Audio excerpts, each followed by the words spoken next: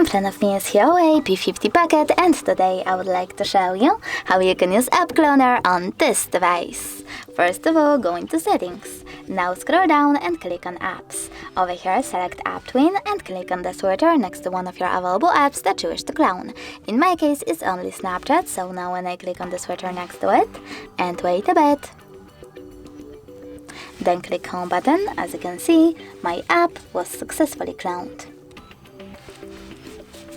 Thanks so much for watching. If you enjoyed this video, leave a like, comment and definitely subscribe. Bye!